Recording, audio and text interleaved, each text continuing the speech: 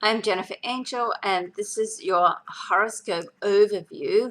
Just a brief look at what's coming up for you in August 2013, Cancer. Okay, so let's have a look at your personal life.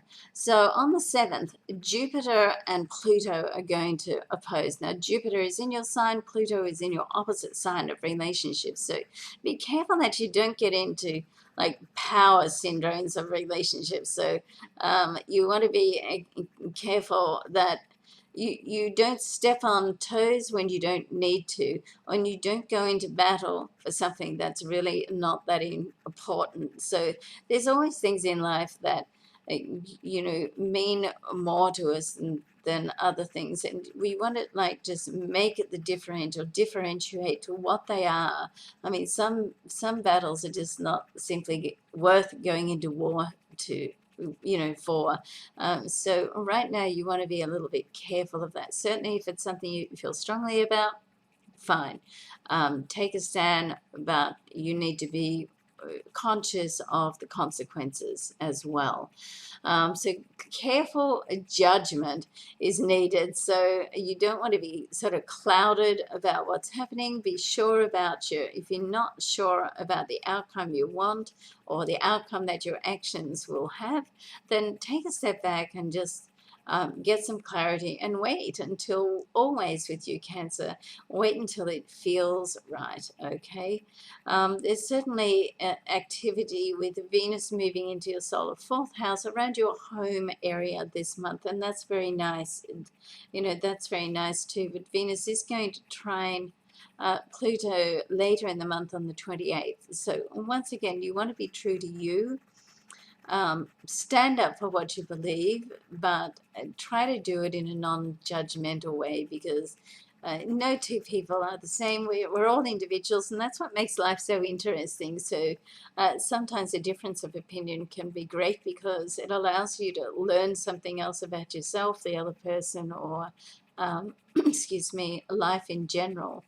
But what you do need is an intellectual connection. So it's a very important, if you're looking for love or you're in a relationship that you're evaluating, that you find someone that you can have a, excuse me, that you can have a sensible and intellectual conversation with, someone who's up on world affairs or whatever area of life that interests you. It's important to, there's many more areas to life than just love, passion, or the financial side. So when you're looking for love, you want to look at all areas of life and see how that person is going to fit within your life, okay? All right, so your more professional area of life for August. So on the 11th, you could get through some positive news about work, and that will just give you some clarity about what you're going to do next and how you're going to proceed. Later in the month, there can be like a bolt out of the blue. It's like a catalyst for change happening. So you want to just take that as it comes. Sometimes, change is not always easy to incorporate into your life, but sometimes it can be the best, even if it's unsettling at the time. It's not until afterwards that we look back and say, okay, we can see, thankfully that happened, because now I'm in this position. Not always easy, of course, to see it at the time. Of course, the challenge in life is to see it at the time, but that's easier said than done. The new moon this month is on the 6th. Of course, anything that happens with the moon, uh, you're um, you're ruled by the moon, so anything that happens significantly with the moon is going to have an effect with you. So the new moon on the 6th is in your solid second house. This is very good for money and finances. It also governs the area of self-worth. So if you're going for a job and you're asking for a certain level of remuneration, you want to make sure that you feel worthy of that as well, okay? And that comes in with a confidence level. But certainly with the new moon in the second house on the 6th does signify a new start to do with finances. So, um, and the full moon this month on the 21st is also in another area that relates to money and is it can close areas off. So it's almost like if something hasn't been working on a financial level with somebody that you've been dealing with, that can close off later in the month, so that you can have like a new start, or the possibility of something new starting earlier in the month, but you may have to close something off later in the month to be able to put it into full operation. All right, so keep that in mind. Mars is going to transit into your second house. It's in your sign, right, most of the month, right through to the 28th. So when this happens, then a better deal can come your way